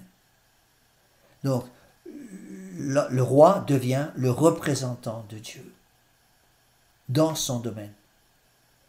De même que le pape devient le représentant de Dieu dans la société parfaite qui est l'Église, de même le roi devient le représentant de Dieu dans cette haute société parfaite qui est l'État. Mais le roi et le pontife d'ailleurs et le pape ne sont pas autonomes dans le sens qu'ils deviennent des dieux. Le pape n'est pas Dieu, son rôle est de garder le dépôt de la foi. La foi n'appartient pas au pape, la foi appartient à notre Seigneur Jésus-Christ. Et même si notre Seigneur Jésus-Christ confère au pape un pouvoir extraordinaire, le pouvoir de l'infaillibilité pontificale dans son magistère ordinaire et dans son magistère extraordinaire sur la foi et les mœurs, cela ne veut pas dire que le pape devient Dieu. Le pape a pour rôle de garder un dépôt de la foi qui ne lui appartient pas. De la même façon, même si l'autorité vient de Dieu, cela ne veut pas dire que le César, le roi, peut faire ce qu'il veut, parce qu'il n'est pas indépendant. Il devient le premier sujet des lois divines. Donc revêtu de l'infaillibilité de Dieu lui-même, le pontife conserve ses lois, les interprète, les proclame, et s'il y a lieu, César, l'évêque du dehors, mettant le glaive au service de l'esprit, les fait exécuter. Ici, Monseigneur Gaume utilise un terme très important, il reviendra longuement là-dessus. Le roi, c'est l'évêque du dehors. On voit très bien cela, par exemple, chez Clovis. Clovis devient l'évêque du dehors après sa conversion, son baptême par Saint Rémy en 496 à Reims. Bon, Saint Louis était l'évêque du dehors. En quelque sorte, l'évêque de la cité terrestre, alors que le pape est l'évêque de la cité céleste, ici-bas sur la terre. Donc, tandis que dans le césarisme, les destinées futures de l'homme ne sont comptées pour rien, que le bien-être matériel est le but suprême de la politique et la religion un instrument de règne, au contraire, dans la politique chrétienne, les destinées futures de l'homme sont le point de départ des constitutions. Le bien-être moral, le but suprême de la politique, et la religion la fin ultérieure à laquelle se rapporte l'ordre social tout entier. En un mot, tandis que le césarisme est la proclamation des droits de l'homme, la politique chrétienne est la proclamation des droits de Dieu. Je répète cette phrase fondamentale. Tandis que le césarisme est la proclamation des droits de l'homme, la politique chrétienne est la proclamation des droits de l'homme. Donc la politique chrétienne, c'est Dieu qui se fait homme pour diviniser d'une certaine façon l'homme, sous le contrôle divin. Alors qu'au contraire, dans le césarisme, l'homme veut prendre la place de Dieu et éliminer complètement le pouvoir divin. Donc la base du césarisme sera la déclaration des droits de l'homme, la base de la société chrétienne, la proclamation des droits de Dieu. Est-il possible pour une société civile de rester en état de grâce, littéralement, en suivant la déclaration des droits de l'homme? La réponse est non, catégorique. Ce n'est pas possible. Pourquoi? Parce que la déclaration des droits de l'homme n'est rien d'autre que la déclaration de l'indépendance de l'homme par rapport à Dieu. C'est pour ça qu'on ne peut pas faire un rétablissement anti-révolutionnaire en France sans d'abord éliminer la déclaration des droits de l'homme. C'est impossible. Tant que la déclaration des droits de l'homme sera là, Dieu sera maintenu à l'extérieur de la politique. Or, la politique doit être unie avec la religion, parce que la politique est au corps ce que, en quelque sorte, la religion est à l'âme. Et l'âme est la forme du corps et doit donc dominer le corps. Je répète cette phrase fondamentale, tandis que le césarisme, la proclamation des droits de l'homme, la politique chrétienne est la proclamation des droits de Dieu. Le césarisme, c'est la révolution, puisqu'il met en haut ce qui doit être en bas, et en bas ce qui doit être en haut. La politique chrétienne, c'est l'ordre, puisqu'elle met chaque chose à sa place, en haut ce qui doit être en haut, en bas ce qui doit être en bas. Il faudrait lire ces phrases à genoux, mes frères, mes bien chers frères, tellement ces phrases de Monseigneur Gaume sont vraies et n'ont pas pris une seule ride. Comme la semence, dit Monseigneur Gaume, déposée dans une terre féconde, se développe bientôt par une végétation vigoureuse, la parole divine qui contient toute la politique chrétienne, rendez à César ce qui est à César et à Dieu ce qui est à Dieu, donne naissance à une société nouvelle pleine d'avenir et d'énergie. Devant les tribunaux et dans les amphithéâtres, sous la dent des lions et au milieu des bûchers, les apôtres et les martyrs, en disant aux empereurs et à leurs bourreaux « Non possumus, nous ne pouvons pas », révèlent l'existence de cette jeune société et en affermissent les fondements. Ce sont les apôtres qui sont pris par la maréchaussée du temps des Romains et qui, les Romains, les Juifs disent aux apôtres, vous devez arrêter de prêcher notre Seigneur Jésus-Christ. Et qu'est-ce que répond Saint-Pierre et tous les apôtres? Ils répondent, non possumus non loqui. Nous ne pouvons pas ne pas parler. Ils vont se faire flageller, ils vont tous se faire couper en rondelles, tous sauf Saint Jean, qui mourra dans son lit à plus de 100 ans, ou à près de 100 ans, mais je veux dire, pas à près de 100 ans, au début du IIe siècle, ils vont tous mourir martyrs, mais ils ne changeront pas la doctrine de notre Seigneur Jésus-Christ. Non possumus, nous ne pourrons pas changer la doctrine parce que cette doctrine est divine. Malgré qu'ils en aient, il faudra que les Césars abdiquent leur divinité et bientôt leurs oreilles entendront de la bouche même des pontifes l'exposé de la grande charte de la liberté humaine. Il y a, auguste empereur, deux choses par lesquelles ce monde est gouverné, l'autorité sacrée du pontife et la puissance du César. L'autorité des évêques est d'autant plus redoutable qu'ils doivent rendre compte à Dieu dans le dernier jugement, même du salut des rois. Rappelez-vous, Saint Curé d'Ars qui disait « Si la très sainte Vierge Marie, mon ange gardien et un prêtre frappent ensemble à ma porte, en ouvrant ma porte, je salue d'abord le prêtre avant de saluer la très sainte Vierge Marie et mon ange gardien, parce que le prêtre est ministre de Dieu. » Et c'est encore bien sûr bien plus vrai pour le pape. Donc si un pape, l'ange gardien, ou même le chef des anges, un pape, Saint Michel, et la très sainte Vierge Marie viennent frapper ensemble à la porte d'une âme, dit le Saint Curé d'Ars, eh bien, il va d'abord accueillir le pape, parce qu'il représente Dieu directement. L'autorité des évêques est d'autant plus redoutable qu'ils doivent rendre compte à Dieu dans le dernier jugement, même du salut des rois eux-mêmes. Vous n'ignorez pas que, quoique votre dignité vous élève au-dessus de tous les hommes, vous devez, vous, César, courber humblement la tête devant les pontifes, chargés de la dispensation des choses divines, et que vous devez leur être soumis en tout ce qui tient à l'ordre de la religion et à l'administration des saints mystères. Rappelez-vous, Saint Rémy à Clovis. Courbe la tête, fier Sicambre, brûle ce que tu as adoré, adore ce que tu as brûlé. Vous savez qu'en toutes ces choses, vous dépendez de leur jugement, du jugement des évêques, et que vous n'avez pas le droit de les assujettir à vos volontés. Dans tout ce qui est de l'ordre public, ces mêmes évêques obéissent à vos lois. À votre tour, vous devez leur obéir en tout ce qui concerne les choses saintes dont ils sont les dispensateurs.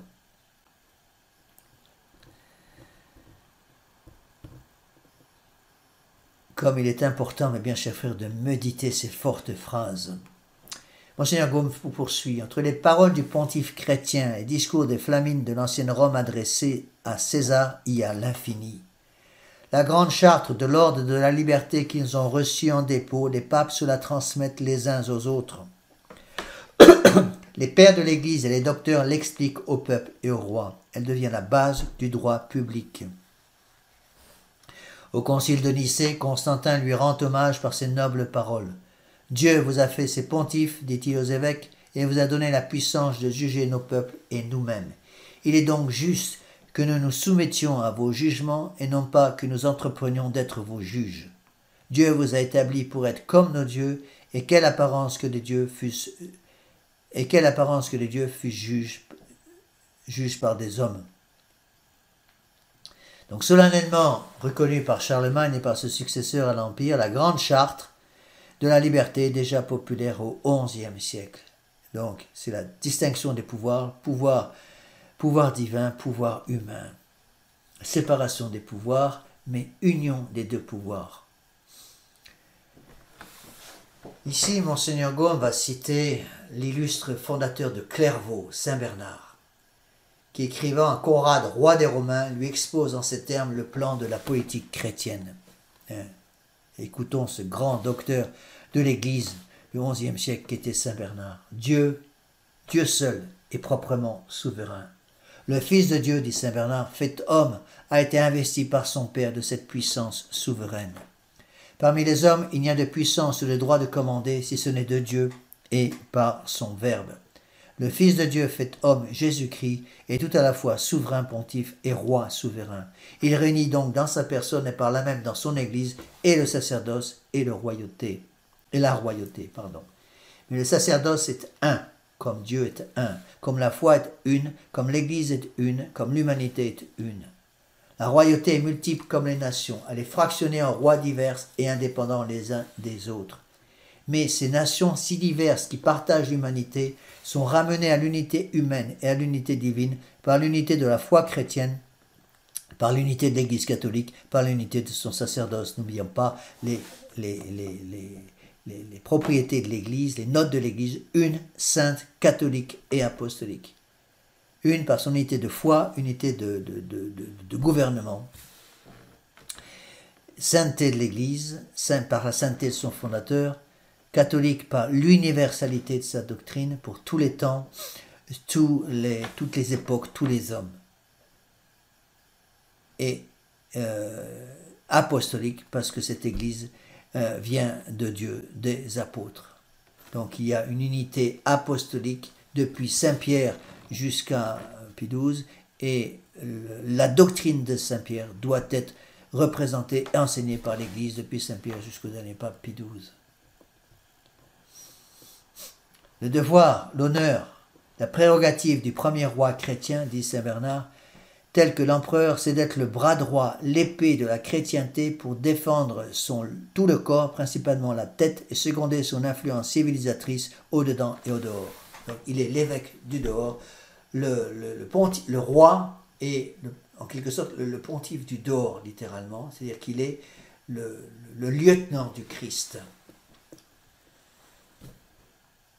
L'élève de l'abbé de Clairvaux, cette doctrine passe sur celle du plus grand des théologiens. C'est saint Thomas d'Aquin dans son opuscule De Regimine Principium. Il explique ainsi l'organisation chrétienne des sociétés. Ici, Monseigneur Gaume va citer avec une longue citation cet enseignement de saint Thomas magnifique qu'il faut bien connaître.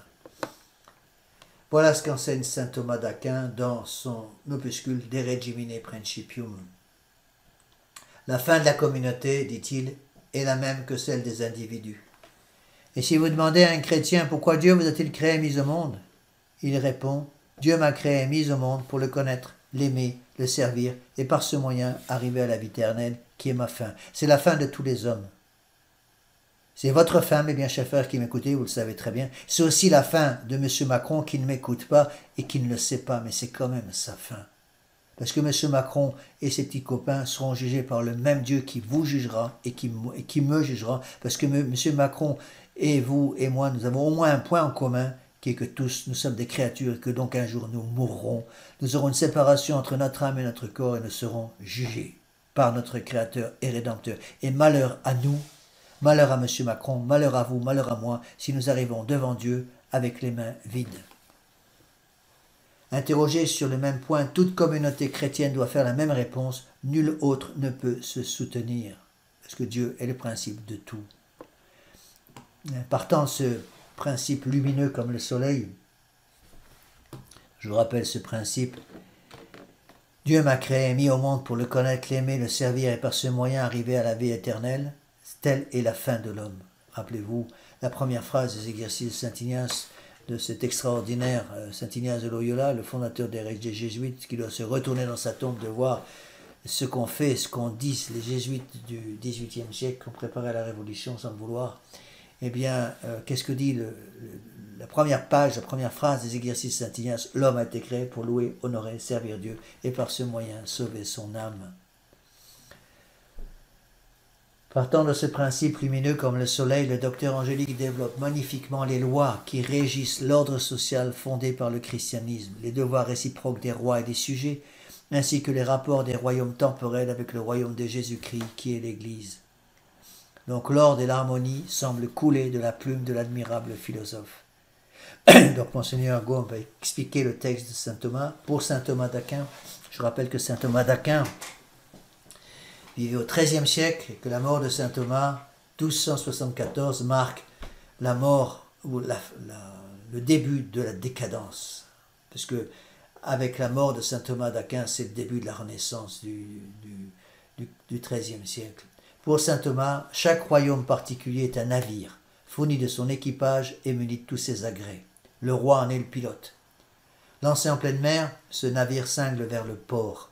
Ce port est la fin pour laquelle le royaume a été créé.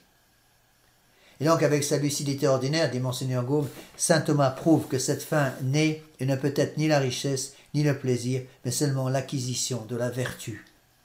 La vertu elle-même est sans objet, si elle ne conduit pas à la possession du souverain bien qui est Dieu lui-même. Donc nous sommes sur la terre pour posséder Dieu. Et pour posséder Dieu, il faut la grâce qui nous donne justement l'usage de la vertu. Or, dit saint Thomas d'Aquin, si l'homme pouvait par ses forces naturelles parvenir à cette fin ultérieure, ce serait au roi de l'y conduire. Car dans l'ordre humain, le roi étant le supérieur le plus élevé, à lui seul appartient de diriger à la fin suprême tout ce qui est au-dessous de lui.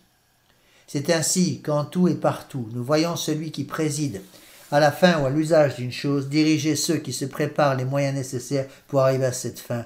Tout le monde est mis sur la terre pour sauver son âme, y compris le roi. À la différence que le roi a plus de responsabilités parce qu'il est plus haut placé. Et donc le premier rôle du roi, c'est d'aider les gens qui sont sous son autorité à sauver leur âme. Et donc à placer dans la société qu'il dirige, société humaine qu'il dirige, tous les moyens nécessaires pour que les habitants de ce pays puissent sauver leur âme et enlever de ce pays tous les obstacles au salut des âmes de ceux qui composent ce pays. L'homme de mer, dit saint Thomas, dirige la construction des navires, l'architecte dirige le maçon, le chef des armes dirige l'armurier. Mais l'homme, ne pouvant, dit saint Thomas, par des vertus purement humaines parvenir à sa fin, qui est la possession de Dieu, il en résulte que ce n'est pas une direction humaine, mais une direction divine qui doit l'y conduire. Le roi à qui cette direction suprême appartient est celui qui n'est pas seulement homme, mais Dieu en même temps, notre Seigneur Jésus-Christ, qui, faisant les hommes enfants de Dieu, les conduit au céleste royaume. Afin que les choses temporelles et les choses spirituelles ne fussent pas confondues, dit saint Thomas d'Aquin, cette direction suprême a été confiée non au roi, mais au prêtre, et surtout au souverain prêtre, le successeur de Pierre, le vicaire de Jésus-Christ, le pontife romain, à qui tous les rois du peuple chrétien doivent être soumis comme au Fils même de Dieu. Tel et l'ordre. Le moins se rapporte au plus, l'inférieur est soumis au supérieur, et tous arrivent ainsi à leur fin. Et c'est cet ordre que le prince du désordre va vouloir détruire. C'est le démon. Il faut donc considérer, dit Monseigneur Gaume, chaque royaume comme un navire, dont le roi est le pilote, et tous les royaumes chrétiens réunis comme une imposante escadre, dont chaque bâtiment doit, pour arriver au port, se rattacher au vaisseau amiral, qui est le royaume visible de Jésus-Christ ou l'Église, dont le souverain pontife est le pilote. Si maître qu'il soit sur son navire, chaque pilote n'est pas indépendant. Afin de rester dans l'ordre, il doit toujours manœuvrer d'après les signes de l'amiral, de manière à diriger son bâtiment vers le terme final de la navigation. À ce titre, chaque roi est obligé de pourvoir au salut éternel de son peuple, soit en ordonnant ce qui peut le procurer, soit en défendant ce qui peut l'empêcher. Et c'est le pape qui lui fait connaître l'un et l'autre. Donc c'est le pape qui fait connaître au roi ce qu'il peut procurer et ce qu'il doit empêcher. De même que c'est l'amiral qui donne des ordres au capitaine et qui dirige l'escadre. En résumé, le Verbe éternel, par qui l'univers a été créé et en qui il subsiste, est la loi, la voie, la vérité, la vie, et par là même le roi souverain des nations. Il l'a dit, notre Seigneur l'a dit expressément, je suis la voie, je suis la vérité, je suis la vie. Ça veut dire quoi? C'est-à-dire je suis l'unique voie, en dehors de la voie que j'ai choisie, il n'y a pas d'autre. Je suis l'unique vérité, et en dehors de l'unique vérité qui est la mienne, c'est l'erreur. Et je suis la vie, parce qu'en dehors de cette unique vie, c'est la mort. En se faisant homme, notre Seigneur a uni et subordonné en sa présence la terre au ciel, l'humanité à la divinité. Il est devenu donc le pontife, encore une fois, celui qui fait le lien, qui établit un pont entre Dieu et l'homme. Ce qui s'est accompli dans l'homme-Dieu s'accomplira proportionnellement dans toutes les créatures. Tout doit être assujetti au Christ, et par le Christ à Dieu son Père. Telle est la grande loi de la réhabilitation humaine et la fin de la création. Cette grande subordination sera consommée, comme dit l'apôtre, lorsque, après avoir détruit toute principauté, toute puissance, toute force, le Christ se soumettra lui-même avec son royaume à celui qui lui aura soumis toutes choses, afin que Dieu soit tout en tout. Il s'est fait obéissant jusqu'à la mort de la croix, par obéissance à son Père, la première personne de la Sainte Trinité. Donc en tant qu'homme, notre Seigneur Jésus-Christ s'est fait obéissant à Dieu le Père, alors qu'en tant que Dieu, il est l'égal du Père. D'où il résulte que l'univers est une vaste théocratie, c'est-à-dire une société fondée sur Dieu, théos c'est Dieu en grec, théocratie qui se forme dans le temps pour s'accomplir dans l'éternité. Ce magnifique principe est la base de la politique chrétienne. C'est ce qu'on va voir dans ce volume numéro 6. En attendant, dit Monseigneur Gaume, l'exposition lumineuse de saint Thomas montre toute la différence du césarisme ou de l'ordre social païen et de l'ordre social chrétien. Le premier dit, c'est-à-dire le césarisme dit, la société est un fait humain. L'ordre social chrétien dit, la société est un fait divin.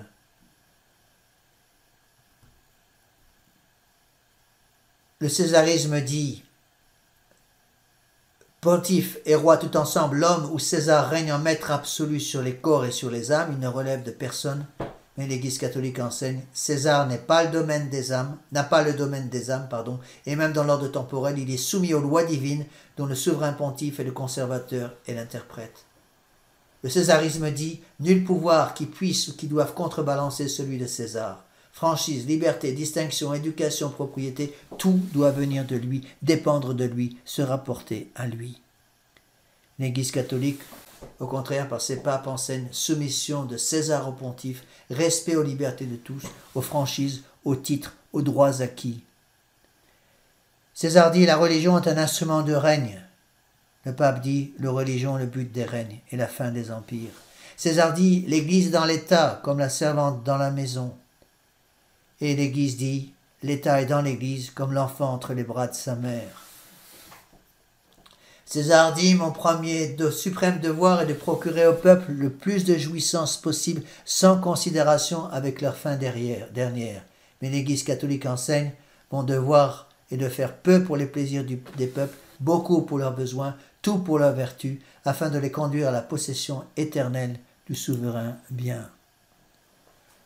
Rappelez-vous encore les deux étendards de Saint Ignace de Loyola. Tels sont dans leur grande ligne les deux systèmes sociaux qui se partagent la durée des siècles. Entre le jour et la nuit, l'opposition n'est pas plus complète, dit Monseigneur Gaume.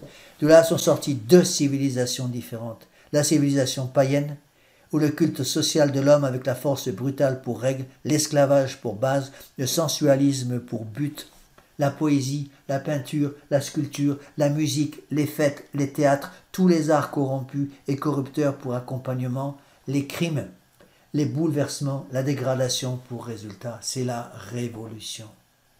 En face, la civilisation chrétienne ou le culte social de Dieu. C'est la révélation. Avec la vérité pour règle, la liberté pour base, l'affranchissement de l'esprit pour but. Tous les arts sanctifiés et sanctificateurs pour accompagnement, la vertu, la paix et le véritable progrès pour résultat. Nos aïeux, simples et naïfs, optèrent pour le système chrétien. Un rapide coup d'œil sur leur histoire nous montrera les bénéfices qu'ils en retirèrent, ainsi que l'idée sublime qu'ils avaient de la politique et de la royauté. Et donc, Monseigneur Gaume va maintenant commencer un résumé de l'histoire de la politique chrétienne. Il va expliquer le pouvoir social de la papauté comme base de la politique chrétienne. Donc, les rois de France et d'Angleterre jugés par le pape et le pouvoir total du pape représentant notre Seigneur Jésus-Christ sur la création de Dieu dans son domaine. Voyez bien, chers frères, comment ces textes sont absolument fondamentaux.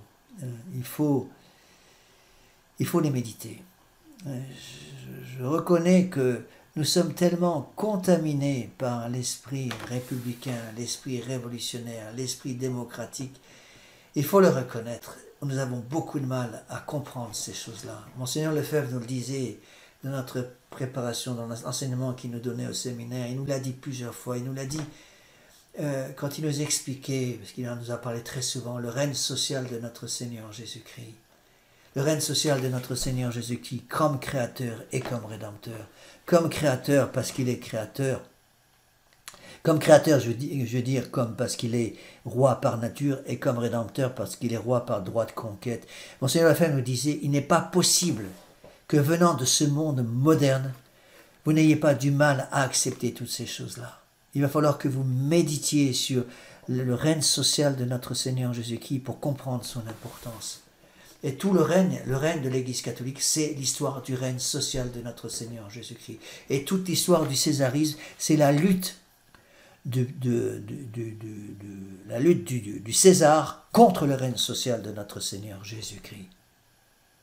Le règne social de notre Seigneur Jésus-Christ, c'est toute la politique chrétienne du Moyen-Âge. Le refus absolu, catégorique, total du règne social de notre Seigneur Jésus-Christ, c'est l'enseignement de Vatican II. Voilà pourquoi l'enseignement de Vatican II et toutes ses conséquences, cet enseignement et ses conséquences sont absolument, totalement, définitivement, viscéralement incompatibles avec la foi catholique. Le seul résultat de Vatican II et de ses principes révolutionnaires de liberté, d'égalité, de fraternité, c'est la destruction de l'union du cordon ombilical qui réunit l'homme à Dieu. Donc, le césarisme révolutionnaire de Vatican II va couper ce cordon ombilical et au lieu de relier l'homme à Dieu, va relier l'homme à lui-même et donc au démon. Voyez les conséquences. Les conséquences sont là, mes bien chers frères. Donc il n'est pas possible de rétablir l'Église catholique, de rétablir, le pouvoir de notre Seigneur Jésus-Christ en suivant les principes révolutionnaires de Vatican II. C'est totalement, viscéralement impossible. Il n'est pas possible de rétablir le pouvoir de notre Seigneur Jésus-Christ si nous cherchons d'abord et avant toute chose à sauvegarder les principes de la Révolution, les principes de la Révolution de 1789 de liberté, d'égalité, de fraternité. Au lieu de liberté, égalité et fraternité, il nous faut prêcher les principes évangéliques, les conseils évangéliques de pauvreté, de chasteté, d'obéissance. Au lieu de liberté, il faut parler d'obéissance à nos enfants. Au lieu d'égalité, il faut parler de justice. Et au lieu de fraternité, il faut parler de charité. Au lieu de mouliner dans l'âme de vos enfants, dans la cervelle de vos enfants, ces trois principes révolutionnaires de liberté, d'égalité, de fraternité, parlez-leur, mes bien chers frères, des grandes vertus chrétiennes. La vertu d'humilité, la vertu de charité, la vertu de pureté, la vertu de justice. Le terreau de toutes les vertus, c'est l'humilité, parce que l'humilité entraîne l'obéissance, et l'obéissance permet la fidélité. S'il n'y a plus d'humilité, il n'y a plus d'obéissance, il n'y a plus d'obéissance, il n'y a plus de fidélité. On devient infidèle à notre Seigneur Jésus-Christ. Et devenant infidèle à notre Seigneur Jésus-Christ, on va devenir fidèle à un autre Dieu qu'on se donne comme Dieu, à savoir le démon. Voilà, mes bien chers frères, ce qu'il nous faut comprendre. Nous allons terminer par une prière. Au nom du Père et du Fils et du Saint-Esprit, ainsi soit-il. Je vous salue Marie, pleine de grâce, le Seigneur est avec vous. Vous êtes bénie entre toutes les femmes, et Jésus, le fruit de vos entrailles, est béni. Sainte Marie, Mère de Dieu, priez pour nous pauvres pécheurs, maintenant et à l'heure de notre mort. Ainsi soit-il. Nos saints anges gardiens, veillez sur nous. Saint Pédis, priez pour nous. Saint Joseph, priez pour nous. Saint Thomas d'Aquin, priez pour nous. Au nom du Père et du Fils et du Saint-Esprit, ainsi soit-il.